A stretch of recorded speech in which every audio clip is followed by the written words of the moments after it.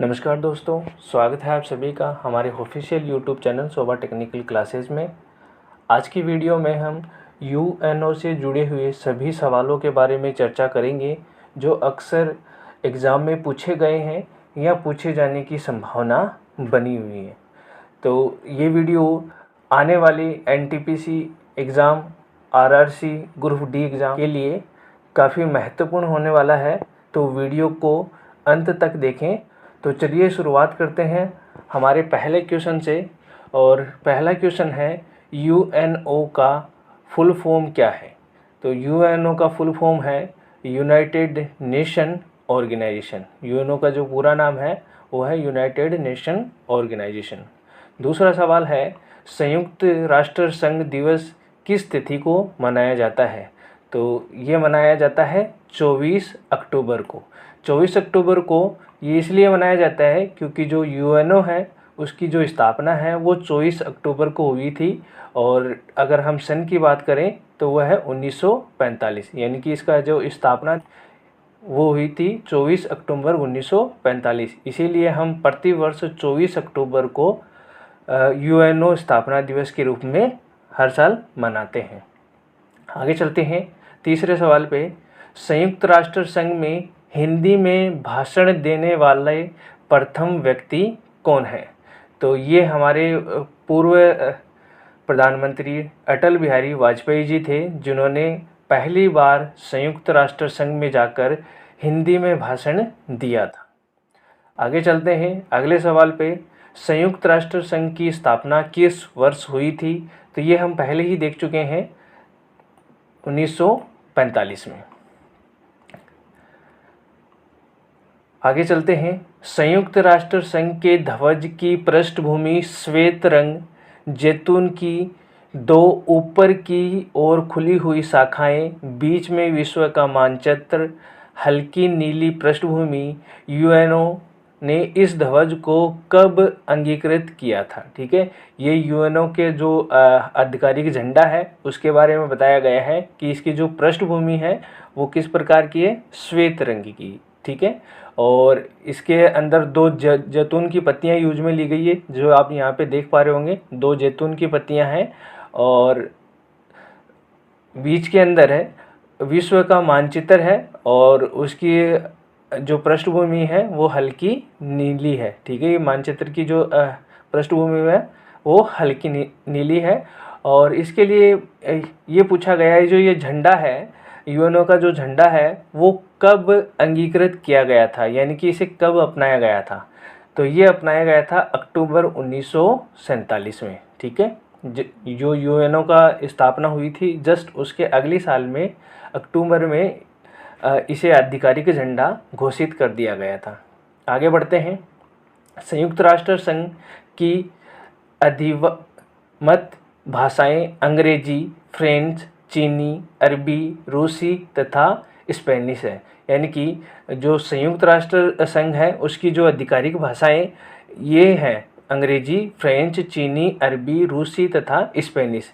लेकिन पूछा गया है कि कार्य करने की भाषा कौन सी है? ठीक है, जो यूएनओ का जो ऑफिस है वहाँ पे जो कार्य होता है वो कौन कौन सी भाषाओं में होता है?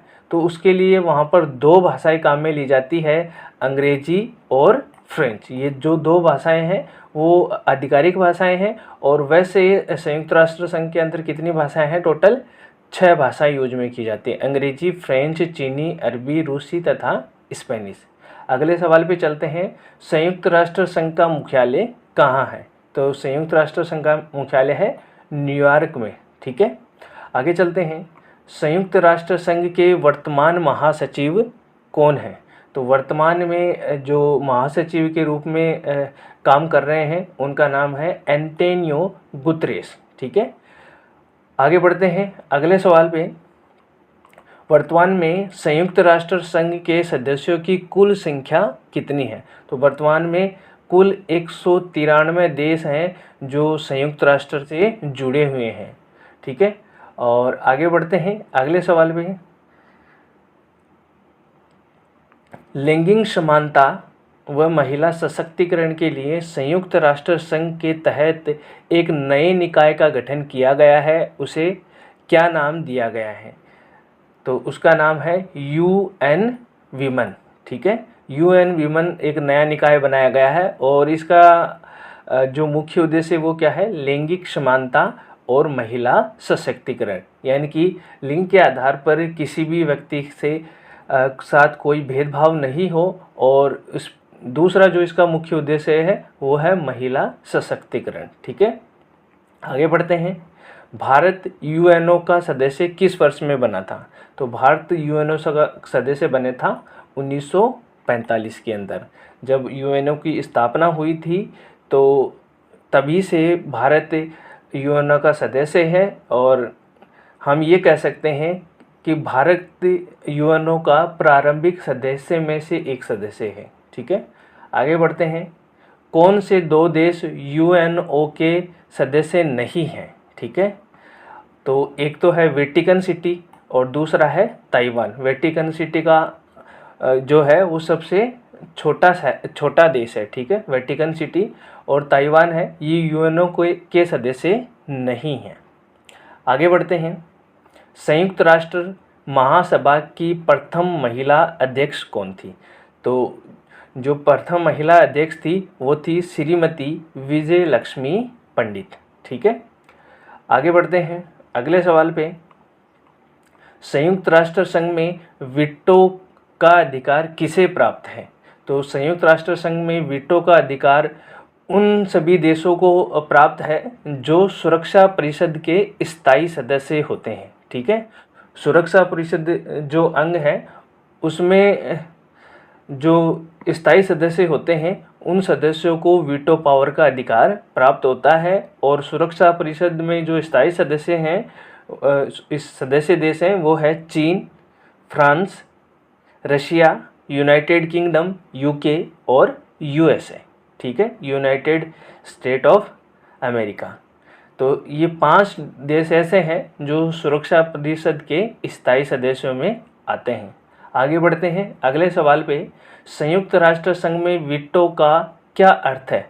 और वीटो का मतलब होता है मना करना। ठीक है, यानी कि एक प्रकार का ये निषेधात्मक शक्ति है।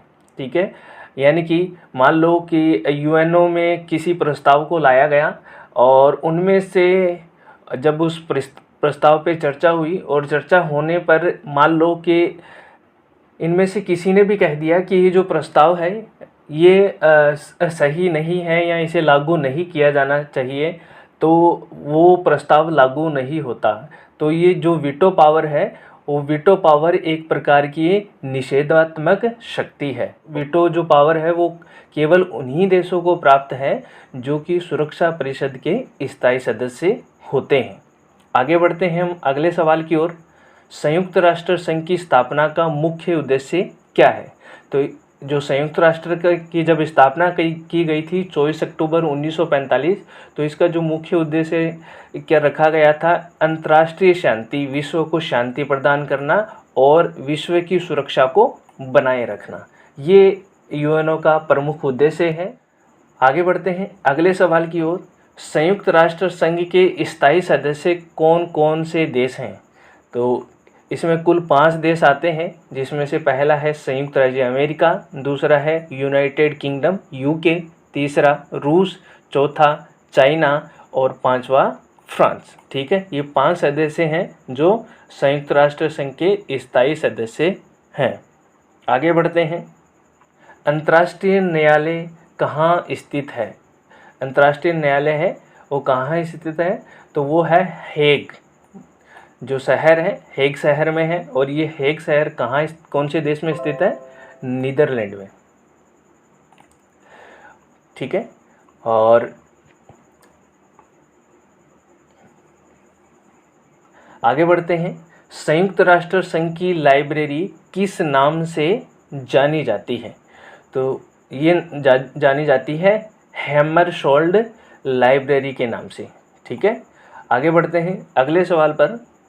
संयुक्त राष्ट्र घोषणा पत्र की मूल प्रति कहाँ सुरक्षित रखी गई है? ठीक है, तो वो रखी गई है अमेरिका के राष्ट्रीय पूरा लेखागार में, ठीक है, अमेरिका के राष्ट्रीय पूरा लेखागार में सुरक्षित रखी गई है।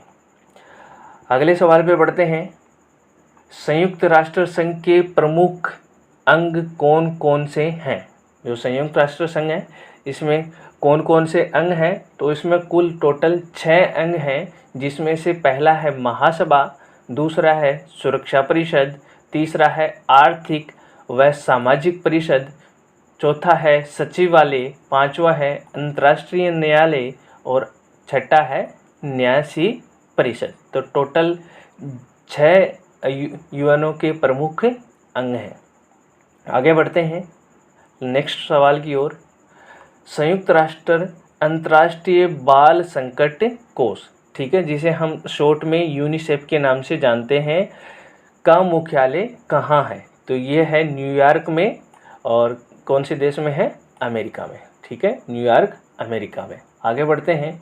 संयुक्त राष्ट्र संघ की कार्यपालिका को क्या कहते हैं? ठीक है, जहाँ पे संयुक्त राष्ट्र संघ के जो कार्यालय है उस कार्यपालिका को हम किस नाम से जानते हैं? तो वो जानते हैं सुरक्षा परिषद के नाम से। आगे बढ़ते हैं। संयुक्त राष्ट्र संघ के चार्टर में कितने शब्द, धाराएं व अध्याय हैं?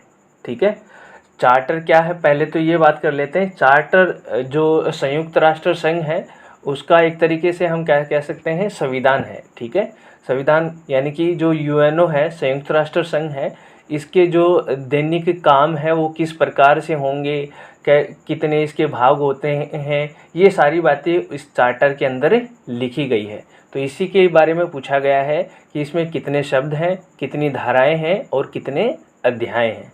तो अगर शब्दों की बात करें तो इसमें टोटल 10,000 शब्द हैं और धाराओं की बात करें तो टोटल 111 धाराएं हैं और 19 अध्याय हैं। आगे बढ़ते हैं। संयुक्त राष्ट्र संघ मुख्यालय हेतु भूमि किसने दान दी थी? जहाँ पर संयुक्त राष्ट्र संघ का मुख्यालय बना हुआ है वहाँ के लिए जो भूमि है, भूमि का दान किस व्यक्ति ने किया था? तो उनका नाम है जॉन डी राफेलर ने। ठीक है, जॉन डी राफेलर। आगे बढ़ते हैं।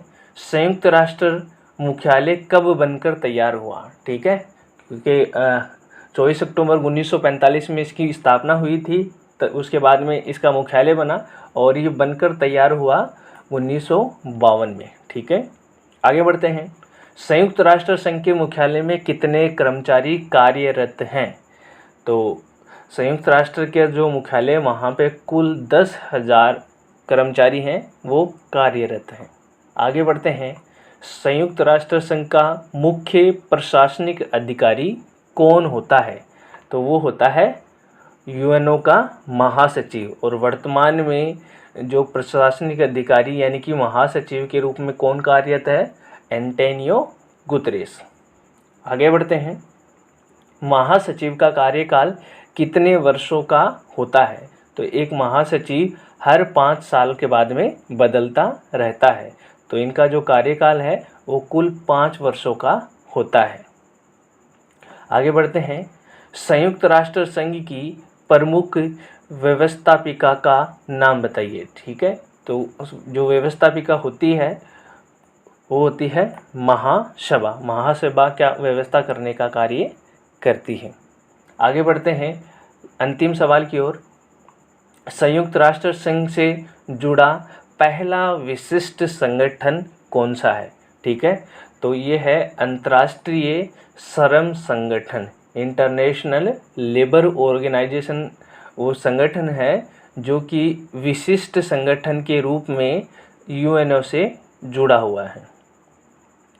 तो आज का वीडियो आपको कैसा लगा हमें कमेंट करके ज़रूर बताएं। और अभी तक आपने हमारा ऑफिशियल यूट्यूब चैनल सोबा टेक्निकल को सब्सक्राइब नहीं किया है तो चैनल को सब्सक्राइब करना बिल्कुल नहीं भूलें, क्योंकि सब्सक्राइब करना बिल्कुल फ्री है। और साथ ही बेल आइकन को प्रेस कर दें ताकि फ्यूचर में जब भी हम कोई नया वीडियो अपने चैनल पे पोस्ट करते हैं तो वो आपको तुरंत नोटिफिकेशन के माध्यम से मिलता रहे। तो मिलते हैं नेक्स्ट वाली वीडियो में।